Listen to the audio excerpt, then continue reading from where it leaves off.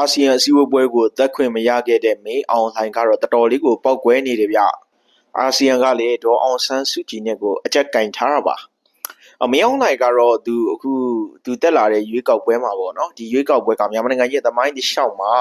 ဒါပြည်သူတွေရဲ့လူရင်ဆန္ဒနဲ့ဒါလုံးဝကိုထက်တူကြတဲ့ရွေးကောက်ပွဲဖြစ်ပြီးတော့ဒီရွေးကောက်ပွဲကအသန်းရှင်းဆုံးသောအစင်ကျဲဆုံးသောရွေးကောက်ပွဲဖြစ်ကြောင်းမေအောင်လှိုင်ကကြေညာတယ်အဲ့လိုမျိုးသန်းရှင်းတဲ့တက်ရက်တယ်နော်အလုံးဝကိုဗျာသိရမလား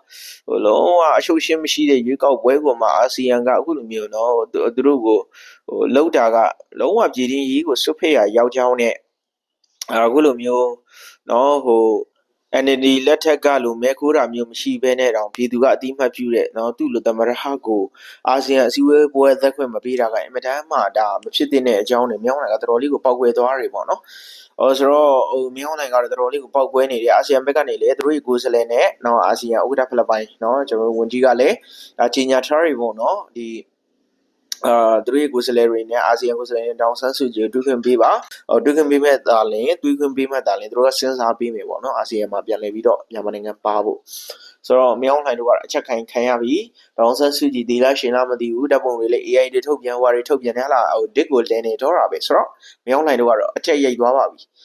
ဒုက္ခကြီးရောက်ပြီတောင်ဆန်းစုကြည်ကိုထုတ်ပြန်မှ